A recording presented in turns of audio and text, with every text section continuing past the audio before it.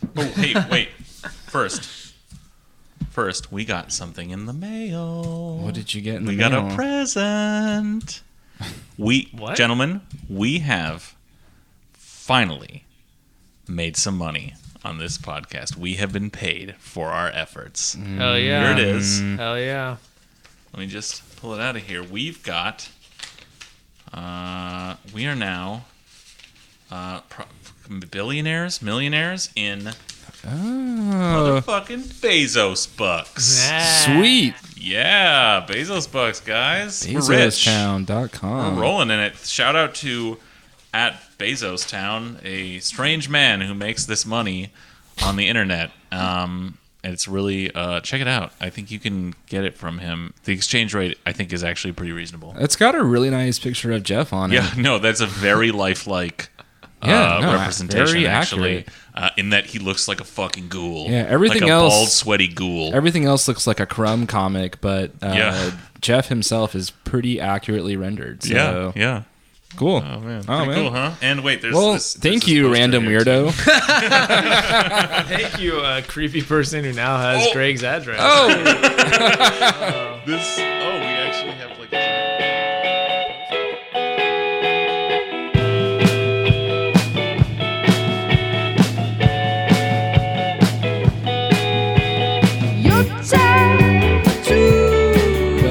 welcome back, everybody. Everyone's here for this episode. John, we missed you on the last couple pods. Yeah, dude. Glad to be back. It is good. Back in the sucks. Back in the suckage. Yeah. Back in the Seattle sucks. Joined here today with Greg, Colin, and John, and me, Alex, all ready to give you another amazing episode, number 8 of Seattle Sucks. But before we get into it, make sure to hit us up on Twitter, Seattle Sucks Pod. And we're also on the web. You can listen to the whole thing on the website, seattle.sucks. No .com. Best domain ever. It's seattle.sucks, which is a real life thing. And if you hate something or you want to make fun of somebody, or I think a good birthday gift or something is like, you can just Greg.sucks, and then it just has a picture of Greg. We should buy up all the .sucks though. They're expensive. Yeah, no, that's right. That's literally all the money we've spent on this podcast, pretty much. Okay. Well, what do we have? So the last time we had a podcast, it was beautiful, sunny, and it was Pride Week, and now it's slightly overcast, and Seattle's still hungover from a wild week of drinking. This is the worst weather Seattle offers. I'll take the cold, I'll take the drizzle, and then the beautiful cloudless below 80 summers. But it's the clouded, humid, and still hot weather. It only happens like 12 days out of the year, but God, I fucking hate it. Yeah, we're sort of in between. Yeah, I don't mind it. It's better than torrential rain. I'll take the rain any day. But still with a slight threat of rain, which I like. Yeah, no, it's definitely. You don't know. Yeah, there's still spritzed earlier. There's still a 30% chance, which is. Do I have to carry a jacket with me everywhere? Yes. But anyway, we're kind of like Seattle. Like I said, is still sort of hungover from the head tax and Pride Week and everything. So there isn't a lot of news nuggets of joy out there, except when I was doing a little bit of research for today's ep, i.e. going to mynorthwest.com in private mode, because last thing I need is that shit following me around everywhere. I came across really mess up your Facebook ads algorithm. Like, oh, mynorthwest.com, ratchet up the Trump shit for this guy. Yeah. Seriously. Or like SS replica gear. Yeah, all my sweet, all that weird fascist shit. And speaking of weird fascist shit, the My Northwest had a whole big story about our friend of the pod, Sal Spady. Yes. Burger Failson, Sal Spady. Yeah, basically sums it up. He kind of was a part of the repeal the head tax. He glommed on too. No head tax campaign, and he created a Facebook group called No Head Tax. I guess that was the hub of all the amazing political action going on around that. He also got the campaign to pay his consulting company to do whatever he was doing. Oh, perfect. I think basically, like, it was a lot of money too. So he managed to get the campaign of, you know, the whatever billions of dollars that was put up against this shit. Oh, it was like 200,000. Yeah. So it doesn't take much. Well, I mean, politicians in this town are fucking cheap, so they can be bought very easily and scared very easily. But no, he got them to pay his company a consulting fee for basically, I think, the quotes he put in the press, which, like, he was a good, like, he was like, oh, the voice of small business, because it's like 7 burger stands. Yeah, but he made money. He's a hamburger Failson, and but he has a taste of political ambition now because he is the David to the Goliath of the Seattle City Council. If you consider the giant monster Goliath to be Sally Bagshaw and Jenny Durkin, I think something. he had his sights on Swan. Yeah, but she didn't back down. Or I don't know, maybe, but. Anyway, so he's renamed. He's politically ambitious now after a taste of victory, after the council completely folded. Because he thinks that this is like his doing. Probably he's like, you know, all the weight of Amazon and the chamber and all that money come in. But he got a couple of quotes in the Seattle Times, and he thinks, well, I brought down. Yeah, and just think, if he was able to do that, what other amazing things he can do for our city. And now he is renamed... It took Dick's until last year to accept credit cards. So this is not like titans of industry or like... They fought credit cards for like 20 years. Like, absolutely not. Because it was run by its founder, who, for the last 20 years, was a very old man. That's what I'm saying. Dick Spady. And the credit card readers came out literally like the day after he died, which was last year. Oh, that was his holdout thing. Yeah. Amazing. He's like, no, fuck that. I'm not paying that merchant charge fee. Fuck that. People still carry cash, which I love. I mean, I get it, man. Well, they still take cash. But anyway, so Sal Spady has a new political organization or whatever. It's a fucking Facebook group. I shouldn't give it that much credit. How many likes we got on this bad boy? There are 3,023 people that like this thing. There are 3,278 people that follow this thing. And this thing is, wait for it, 21st Century Seattle. Oh, hence the credit card readers. It's a new morning, or it's morning in Seattle now. 21st Century Seattle. And so basically... That was Reagan's fucking tagline. This is... No. You didn't, that's not real, is it? That was you. Okay. That's me. It's a dawn of a new era, folks. Okay. Wasn't that the name of one of the groups that gave money to the No Tax Initiative as well? Oh, is it? Well, maybe that's his thing then. Yeah. Morning in America. Oh no, Morning in America. Oh, I wouldn't be surprised. Oh God, they're still writing that shit. Reagan is the sun. Nonsense.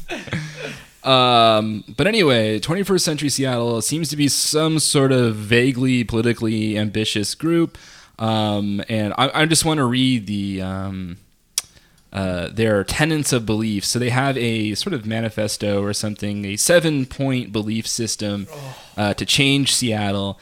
And wow, guys, it's pretty hard hitting. There are some real big issues here they're tackling. We gotta get Saul on the pod. Do we think he's going to try and run for office? Is that what this is all about, or is this just even more generic than that? No chance this guy lives in Seattle. No way. That's a good point. Everything I own, he lives in Bellevue. Good point. Okay, go on. But yeah, Saul, if you're listening, get on the pod, man. We believe that, number one, a 21st century region/city. Okay, off to a great start. Yeah, huh? They're already talking about maybe more than Seattle. But 21st century region/city is safe for both residents and tourists. Whoa, safe for residents. So we'll talk about that. Who gives a fuck about tourist safety? Like very low on my list of things I care about. Yeah. No, and I was watching that cruise ship go through the locks. I was like, please fail, please fail. Oh man, wouldn't that be great to see it sink? All those screaming so that's people his just getting opening crushed in the salvo. locks. That's his opening salvo, is how safe we're not in Seattle. Yeah. It's fucking great. For yeah. tourists. Well, tourists. I think like some tourists got hassled by a homeless guy, and it freaked everyone out. Oh yeah, because tourism is this massive part of our economy. Everyone's coming to see the balls and the Space Needle and the Great Wheel. But that's number one, safe space. Number two, a 21st century. It's just going to region now. They totally fucked Well, up. the region / city is redundant anyway. It's just annoying. You could just say region then. Well, that's City's in the region. Well, he's switching to just region. So it should say 21st century region instead of just 21st century Seattle. But a 21st century region has a fiscally responsible government that is transparent and accountable to results. Wow. What? Well, That is. I mean, I don't know what he that's wants. some common sense stuff that I think everyone can agree with, guys. Cities. Fiscal responsibility. I mean, irresponsibility I generally think of as bad. So, I mean, and secrecy also. So, responsibility and transparency, good, I guess. Yeah. We also have, by law, a balanced budget at the city. There are no deficit spendings at city levels. Like, we are not spending beyond our means. Well, you just wait till the socialists take over, That's right. John, and then we'll see about that little law. Okay, Is we're that- gonna deficit spend this city into the fucking ground. I don't know how they plan on offsetting Sawant's printer usage though. Dog-eared yet. Anyway, a that's loophole. pretty lame. Number two. Number three, a 21st century region encourages leadership that is diverse in both background and thought. It's a nice code word for more Republicans. Yep. Which is the Basically. same as fiscally conservative. I feel like there's just one point. We need more Republicans in Seattle. All right, we'll roll through these. Number four, 21st century region puts forward innovative, common sense, and proactive solutions to regional problems. Nonsense. hang on, hang means on. nothing. Solutions! Yay! I mean, I actually do have, like a genuine political aversion to innovation. But common sense, I'm all for. Yeah, great. I don't like Sounds great. solutions, though. Yeah, no, solutions are bad. Also, So far, there's nothing in here that has any meaning beyond just some vague whatever. But anyway, number five. but just picture his excited face about this. Actually, picture his face in the first place. If you don't know what Sal Spady looks like, if you didn't catch his picture in the Seattle Times when he was giving quotes about like arresting homeless people and having them shipped off to concentration camps, picture the kid from So I Married an Axe Murderer with like the big orange fro that gets in the way of his dad's soccer game, and so like an adolescent teen with a huge orange fro, but if that character was also played by Mike Myers, and then you're picturing Sal Spady.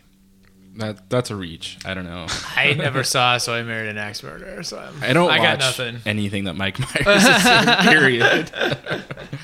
But number five, this is a pretty good one. A 21st century region provides a pathway to stability for those without a home using first-time employment, training, and educational growth. What does What? Okay, yeah, whatever that means. And then number six is a region. A 21st century region has equitable housing and diverse transportation options that integrate technology and encourage public and private partnerships. So basically, they want to get corporations involved in public policy. That's what, I think that's a problem that's been solved, Yeah. pretty solidly at this point. in case you didn't know, that's already happening. Wow, that is extraordinarily banal. Thank you for that. Yeah, and then the last one, this is the teaser in here. This is the one that they threw in here to just kind of get people excited. Yeah. A 21st century region provides immediate and free health services for mental illness and addiction. Yeah. Ooh, immediate, that sounds like At a the call reference of to like 911. a 911 response time. Yeah, is there an asterisk that says immediate refers to an average 7-minute response time by the SPD? Yeah, so basically we have more of this bullshit no actual political stance, but it's all just like dog whistle conservatism. Like we need to balance the budget. We need all this shit that they always say, and it's like, yeah, it just means that you want a conservative takeover of the government, but no one will say that because you can't, because we're a liberal city. God damn it, they're cowards, right? Sal Spady, coward. You heard it here first. No, because we're liberal in name only. Because all of this stuff actually is very like everything he's saying is stuff that Democrats would lap up. But yeah, as long as you don't say it's conservative, because these people have no actual values. So like balanced budget, yeah, that's a Democratic value. Common sense, that's an ideology that we all can share. Totally. And if you read the comments, it's hilarious. Everyone's like, great idea, Saul, except for that homeless healthcare. They're like, it's just like, they're like, so it wasn't dog whistly enough. Yeah, like, exactly. We picked it up, but the right people didn't. Like, yeah, the fucking morons out there. It's like, there's so many fucking amazing name people, by the way. It's like a Pynchon novel. But anyway, like, okay, yeah, people didn't get it. Like, the whole, like, fucking... Let's hear some. Well, I don't want to go into, like, naming people, but, like, the thing is, like, this shit, like, and for extra money, bottle that urine smell and sell it. The city is a shithole, thanks to this kind of thinking. What? Like... Wow. Like, you completely missed the point. Yeah, dude. You don't get it. This guy is a reactionary shithead. This guy's a full-on fascist. He really needs to work on his messaging because he went too banal, I think. He went too bland. And then the comments really range, but basically, like, a bunch of people hated the head tax, and they really don't like homeless people. So, sounds like his constituency to me. Anyway, and then when I was on the Facebook page, I came across, he actually linked to an Atlantic article about the Find It, Fix It app. Have you guys heard of this? Yeah. This is one run by the city, right? Yeah, I didn't know about it because I don't use my phone to integrate with, I don't know. But everyone else knows because you don't give a shit about potholes because who cares? Yeah, I assume someone will fix it eventually. I don't know. Like, and if someone's not fixing it, it's not because they don't know there are fucking potholes in the city. It's because we don't believe in taxation or paying for things. To me, it just seems like it's like a steam valve. Like it gives people some a forum to complain on, so they don't take it out on their coworkers, and they get a little automated message back or something like "Thank you." Yeah, no, but seriously, like that shit's billed as like a technological like solution to like better government or something, but like it's not what the problem is. Yeah, so the whole point of the app is that if you see some sort of like, down tree or a pothole, you can tag it, geocode it or something like that. And then it goes to the city and they can keep track of things like this. But the article talks about how the app is also, and probably primarily, being used to tag homeless people in homeless encampments. Awesome. There is no homeless person category on the app, but there is an other category. The all-encompassing other. Wow, that is really actually too right. That is too dead on. That's like it's the other. Other with the little graphic is like a broom sweeping. They're just like, it's other in the political sense, in the like social science sense. Yeah, it's just some guy winking like other. But anyway, I guess it's like that Simpsons episode where they turn the homeless guy into a fire hydrant. You guys remember that one? They're like rebranding Springfield. Yeah. Find it, fix it, man. Anyway, and by fix it, they mean like doing an encampment sweep and fucking people's shit up. But anyway, the total number of complaints received last year was 12,500. An average of 34 a day for encampments. Wow. Which is kind of crazy. I didn't even know the app existed, but 34 times a day people are reporting, and I'm sure it's going up. Well, you're right about that being just a release valve, because like these people are reporting probably almost all these are reporting very visible encampments, like on the road, under the bridges before they put up the fences, and it's like everyone the city knows. The city knows that shit's there, but like this is not a mist. Everyone knows where people are living. Like they're right on the sidewalks. Everyone knows. You don't need to tell the city. It's like the fucking potholes. Yes, we have a fucking homelessness problem, but now hey, you feel better. You've made your personal ire known. But now it has a data solution behind it. A data-driven solution to homelessness. Or I guess fixing that was one it. of the tenets, right? Data innovation, right? We're doing it. Final the Sal Spady tenet. What was it? We need to use common sense and technology. First, there's a common sense solution, and then the data-driven solution, and eventually the final solution. Exactly. Oh wait, what did the Atlantic say? Are they like, this is bad? This is good? Basically, it's a very long art. It's too long. But basically, they make an effort, although it's not very clear, to connect that like cops are then using this app as a way to target people. Like they're not officially in the loophole. Like these reports don't go to the police department, but anyone can look them up that has access to the data or whatever. And then and it just sort of tells the story of how awful these sweeps are.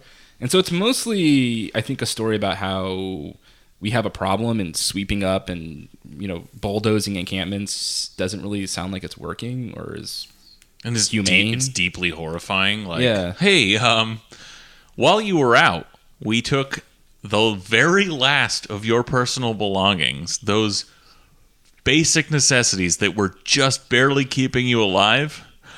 We binned them. But credit to the article, which is written by Dae-Shik Kim Hawkins. And the Atlantic in general, I will say, has been a national forum for the sort of issues that are going on in Seattle, which I think has been unique, but also fairly well covered. Like it's the only place where you can get any nuance on any of the topics because they have long form article format. And they are, actually covering it. And so they're actually covering it, whereas every other news organization, whether it's the New York Times, it's just like a couple paragraphs and it says, like this happened and there's no backstory to anything or any context. So credit to the Atlantic for at least investigating, and I think... And woe to us for having to rely on a rag like the Atlantic, because that's really a sad notion. But go on. Yeah, I mean, it is what it is. But anyway, add that to the list of apps that homeless people need to look out for. What was the name of the first one? Samaritan. Yeah. Oh man, that's how they're getting paid. Samaritan, and now Find It, Fix It, which I love how it was like appropriated to become like a Gestapo. Like the next one will be called just Disappear. We got a tag. Naming names. Yeah, a little magician comes out and puts a cape over the homeless person and then whisks it away. He's gone! No, actually, Ask Jeeves is pivoting again, and Jeeves is just like he wears like patent leather jack boots and silver piping, and he like takes your complaints about the undesirables in your neighborhood.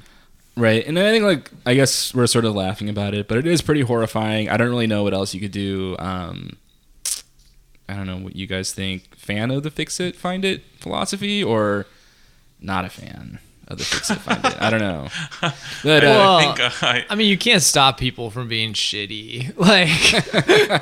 Like this goes back to the one of our earlier episodes where like people are convinced the city government is like trying to protect homeless people, and like the Magnolia residents are like freaked out, and then this is like the other side. It's like city bureaucrats are also not setting up elaborate schemes. So like we need the citizens to report homeless people so we can clean them up, right? I mean, it's just totally. Like everyone is stupid. That's my point. Also. Right, and I asked for all sides' opinions because that's what the 21st Century Seattle Facebook page, when they linked the article, is like, here's an interesting article. What do you think about it, guys? And like they were gonna get a bunch of nuanced or thoughtful takes on it, and it's all just insane right wing. Basically, people just trashing the Atlantic for being bigoted of all things. And what does that even mean? I don't know. They refer to the article and the guy that wrote it as bigoted, and it's kind of just your typical right wing response. Wait, no one read that is the not article. Like calling bigoted out towards bigotry. the wealthy or something? Yeah, calling out bigotry is not your typical right-wing response. You're going to have to explain more. Like, read one of these. What are we talking about here? Well, okay, typical. I guess let me rephrase that. Your typical internet trolling response. That's incredibly typical on the web. I was just thinking about, so there's some like find it, fix it crew at the city, right? And they were like, this app is going to be so cool. We're going to get on top of those potholes and those like abandoned couches. And we're so excited. And they like flip it on and all that comes in are just homeless people. And people are like, clean it up. And they're just like, right. Some group of tools who are making more than the people who actually clean up, who actually fix the potholes.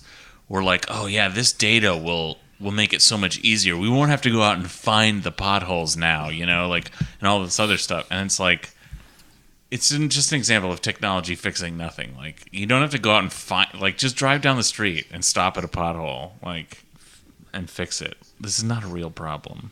Yeah, like, knowing exactly where all this shit is I mean, the city isn't omnipresent. They don't know where everything is. So but it's not like it's hard to find these things, I don't know. I think it was well intentioned. Well, I'm sure. Then it just got absolutely. totally hijacked into something else, right? Yeah. Yeah, definitely. Reading the comments here, it's pretty amazing. Okay. Here's a good one. I think most of the article is ridiculous. A lack of affordable homes is not the reason people are homeless and living in tents. Oh, obviously not. In surveys, I like how they have surveys. In surveys, I've consulted the literature, sir. This is pretty good. In surveys, they have shown 32% of people living in tents on the streets are there by choice. They don't want to live in a real house. Yeah, that's definitely obviously. True. Which is why also that is 32%. Obviously, a vast majority of those people. Yeah, which is how numbers work. Which is why I think we should keep referring to it as camping. It's camping, folks. Yes. It's really glamping because they're not even off the grid. Yeah, those fucking Seattleites can't even leave the city. They're North Face tents. Seattle's. I wish I could take a vacation right now and just go glamp down by the freeway. Going through a severe glamping crisis right now. Wow, that's awesome. Yeah, no, I didn't realize that. It's just totally insane. Now I have no sympathy for these people because I know they're living their best life. Yeah. Well, did you guys hear about Tent Mansion on like 3rd and Denny? No. Yeah, I saw a headline. Shit. Incredible. Tell us about Tent Mansion, please. So Tent Mansion spans about a block on 3rd. It goes from the old car toys. It's across the street from the Cairo building, I think. I wish I could remember the cross street, but so it basically goes to the center on 3rd, and they got a keg there. There's just there's a bunch of tents, and there was a My Northwest article, and they called it Tent Mansion. That's the name that they have. So basically, because I did see the article that was like, a keg showed up. Yeah, can you believe it? A picture with like a diagram and like it's circled in red. Like, look, in among all this refuse and junk, we found an aluminum cylinder that appears to have at one time be filled with beer. Yeah. And it's like, first of all, God fucking forbid anyone like have a fucking brew. But also, there was no beer in that fucking keg at like sitting there. Like, that was probably just something someone found and used to prop up their house. And keg mansion. That sounds pretty cool. Tent mansion, by the way, is just basically a row of tents. Yeah, that's where all people it are is. living. It's just like it's like tent hotel at best. I don't know. As someone who is pretty opinionated about homeless people in Seattle. I just find Tent Mansion to be a little tacky, like a McMansion. There's no respect for the solid architectural foundations of a normal tent city or an encampment. You're not really maximizing sort of the aesthetic tradition of a tent without an adjacent campfire and woods. It doesn't fit in with the neighborhood. Is my problem. Yeah, it doesn't I'm more respect of the neighborhood. Also, I guess that's another thing like, too. Yeah. It doesn't fit in with the aesthetic already, presented. There's like domes next to triangles, next to box tents. It's just all higgledy-piggledy. Yeah, no, I agree. Tear down Tent Mansion. Also, is a makeshift tarp lean-to really a tent? No, that's a shelter. Yeah. Dude, Tent Mansion rules. I'm looking at Tent Mansion. Yeah, it does rule. It does rule. Fucking My Northwest is so pissed about Tent right Mansion. Now. Holy shit. Did I say a tent? A keg. I want to bring them a full keg with a tap and everything right now and have a party with them. You should. They're probably out there. Well, you're just guessing that because they live there, right? That is their home. So. Every time I drive by, there's usually a few folks just hanging out, Just waiting for a keg delivery. Probably. I mean, they would accept one, is my guess. I mean, yeah, I would drink it with them. Fucking My Northwest is insane. I'm just looking at the headlines. Yeah, it's Holy unhinged. shit. Yeah. My God. Jesus. Okay. Okay, give us a taste. Oh, just like an illegal gun initiative with 17 problems. Definitely not illegal. Senate Dems and their ridiculous demand. Mass exodus of Seattle officers over disgust with city leadership. Well, these are definitely all true. That sounds like a fantasy I had one afternoon. Are officers just leaving en masse? I heard this on good authority that is happening. Good. Cool. Wow. Bye. Unfortunately, because nothing, we aren't actually abolishing policing. A whole new generation of bloodthirsty shitheads will probably be hired in their stead. So, I mean, same old. Yeah, all these cops are like, we want to take a huge pay cut to go to a small town around here. There's no cops make so much no fucking overtime money. for directing traffic. Yeah, I'm out of here. Anyway, so that was the fair and balanced, all sides heard discussion on 21st Century Seattle's Facebook page is pretty fucking one-sided and hilarious.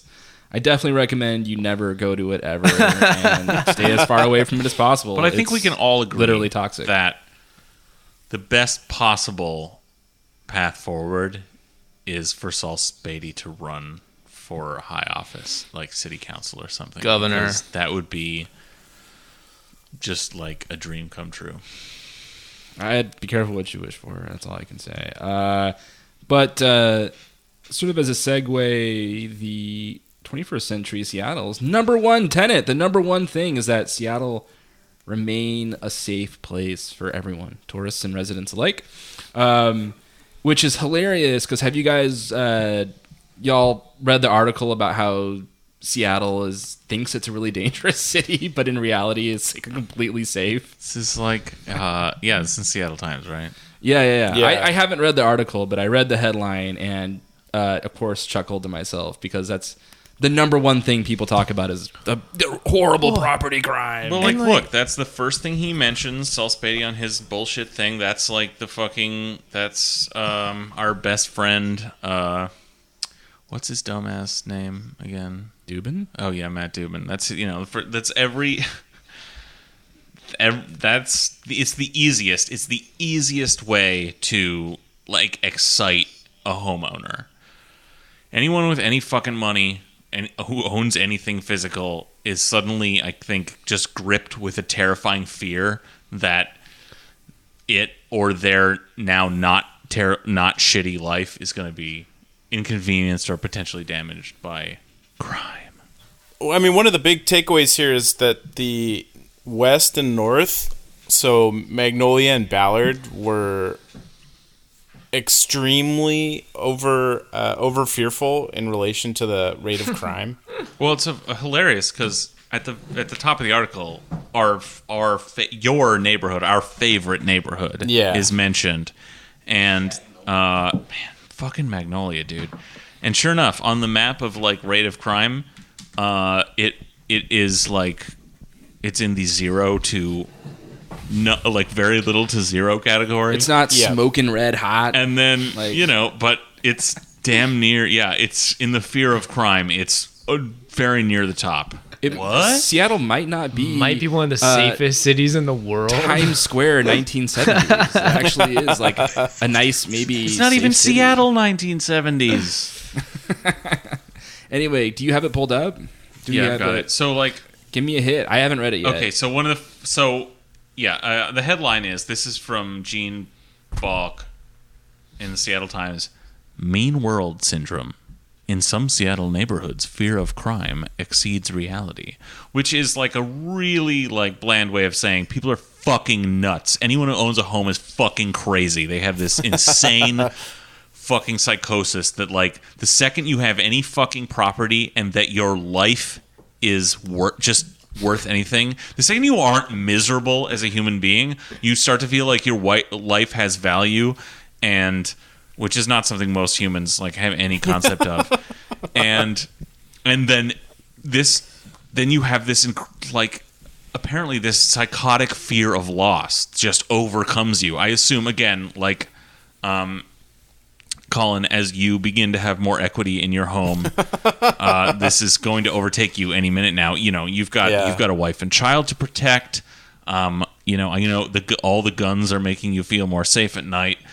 But someone could graffiti your home in Magnolia just any night, and one night someone could come by and scrawl. I don't know what would you tag Colin's house with, but no, the first thing up in this article as an example of like an incredibly safe neighborhood that people have this fucking psychosis is our favorite neighborhood, yours, Magnolia. Yes, shocking. I don't think it's worth like really City on reading. a hill. The gist is like he basically just quotes a psychologist or something, but the real meat of it is if you go and check it out, there's these maps of the rates of crime versus the studied surveyed fear of crime, and it's so perfect. It's like the best one. Magnolia really is the best because it is pure. It's like in the sum to 0 category of actual crime, and it's like it's burning. It's nearly it's close to the top of fear of crime. And this is what we've been saying all along. This is why politicians and people trying, these fucking grifters like Matt Dubin, who's running for office in Magnolia, as part of his triangle of whatever bullshit is property crime. Because this is the easiest thing. People have this insane fear. And like we talked about last week, like I would feel safe in any neighborhood in the city at any time of day. You're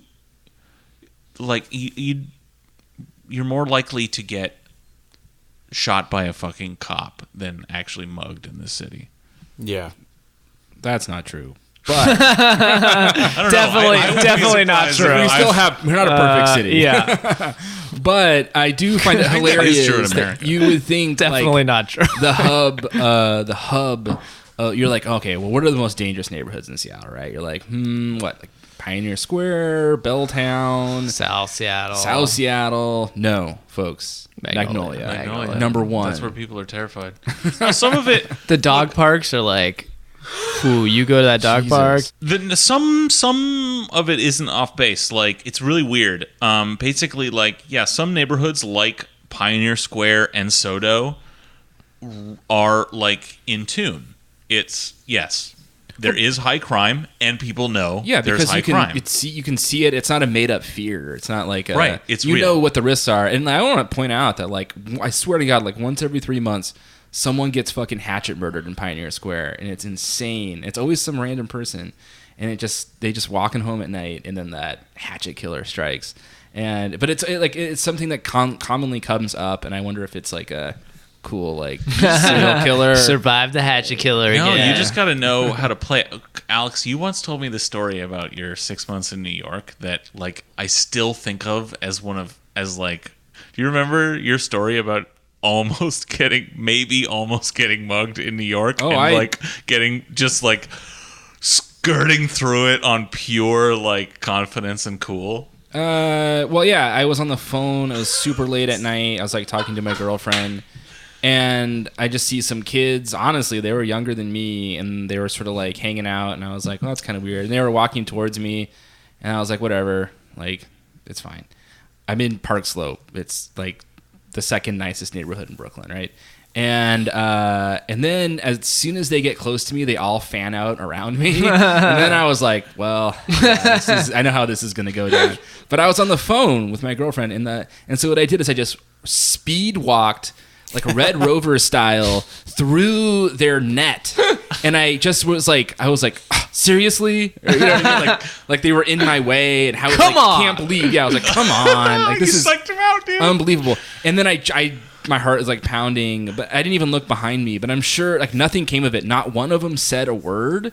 I think they were just mostly stunned. But I guarantee you, I was about to get mugged. No, but Like, that's the thing. It's I all was like, oh, psychological, shit. right? Like they got to intimidate you first and get. That's why people ask you, like you got to smoke or something, or like I don't know. Yeah. Anyway, Well, that's just one of my favorite stories. I totally believe it, and You not turning around is really funny though, because there have been a few times in my life where I'm convinced, right, that someone's behind me and they're gonna like stab me or stick me up, but I still have that like Seattle nice of like I don't even turn around when in my brain I'm like my life could be in danger, but I'm like, but it would be rude to turn around, you know? Like, that's funny. Okay, so back to this article.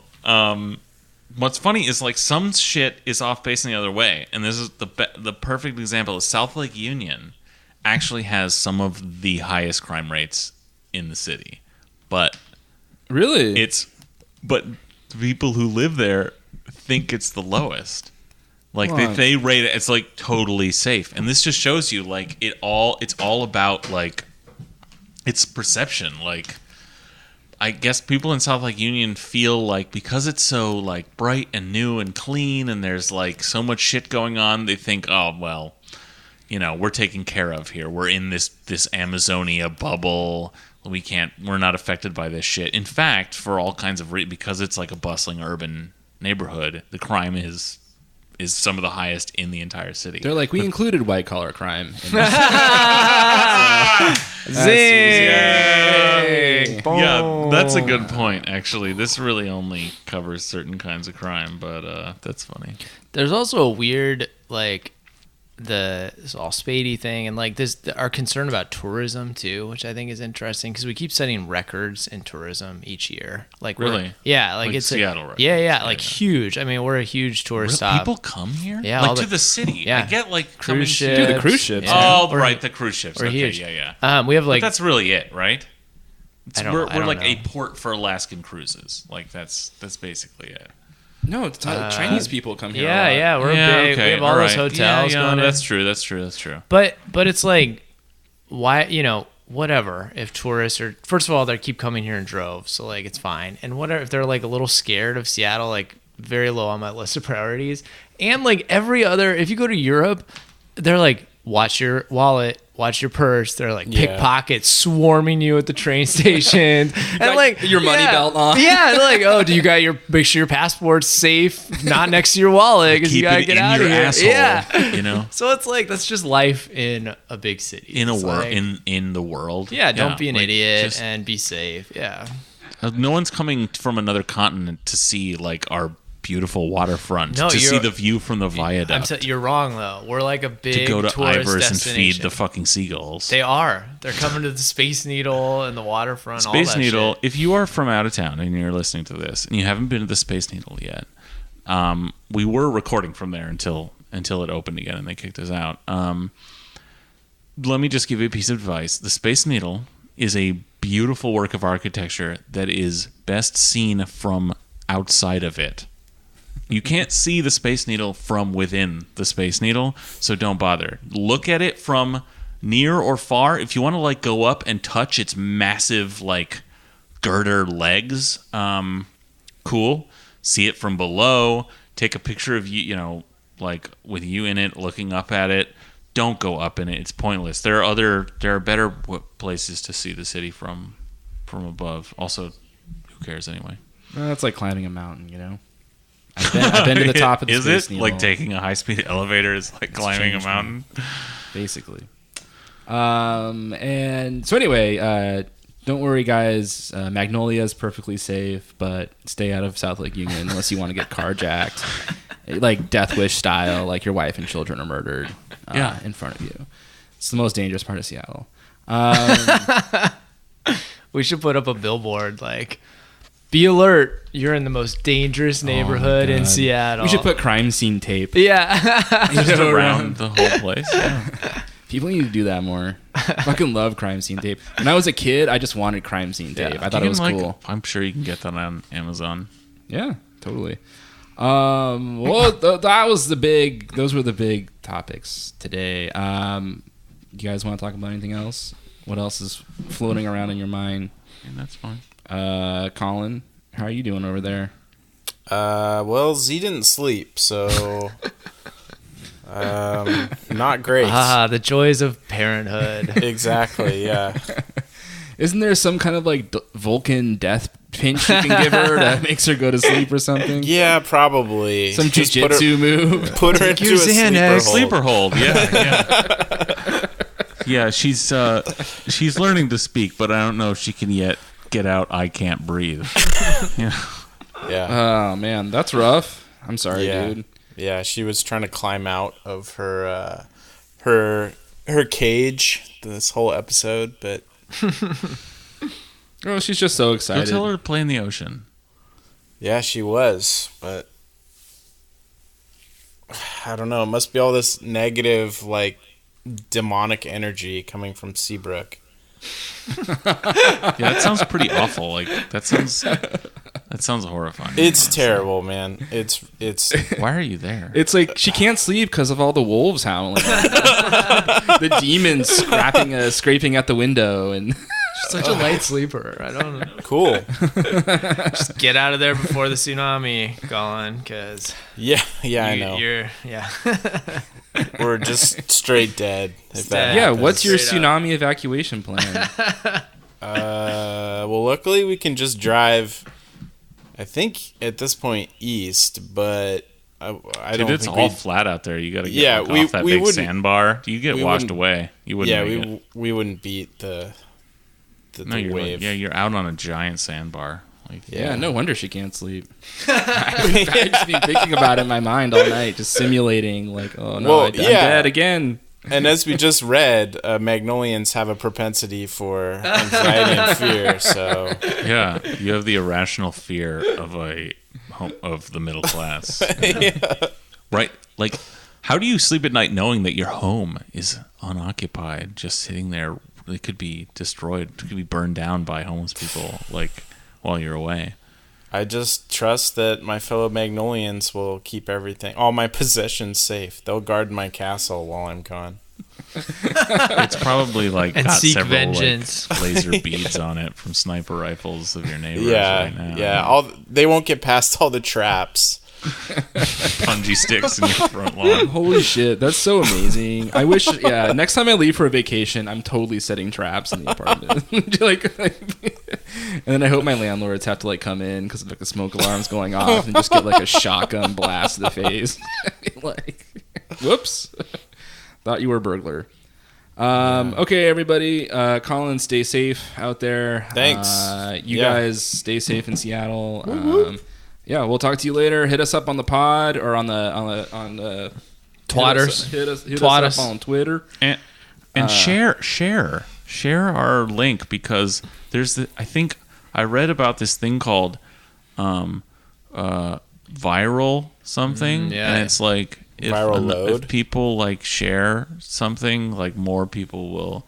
I don't really get it, but Yeah, I don't do that. But anyway, I'm just really looking forward to spending my Bezos bucks at any business that I think can take them. I will try to go down. It'd be funny to go down to the Amazon store. Although they don't take cash there, right? It's all camera money thing, right? The checker might be confused for a minute though, because like they're probably like, Bezos bucks might be a thing he would do. And they're like, I think it's fake, but I'm not sure. if I have to like spend part of my lunch hour worshiping in a shrine to Jeff. Maybe I have to accept this money. I don't know. Like, I don't know. It's got the balls on him. This might be real. All right. Anyway, we're on Twitter at Seattle Sucks. Seattle Sucks Pod. And then the website is, again, seattle.sucks. Subscribe on iTunes, Google Podcasts, Android Podcasts, Pocket Cast, Overcast, Casthole, any of your favorite podcasts. I don't know. You didn't list the one I listened to, though, Alex. Can I subscribe there? Or Oh, no. Okay. If I didn't list it, it's strictly forbidden. You'll never find a podcast on that platform. All right, everybody. Adios.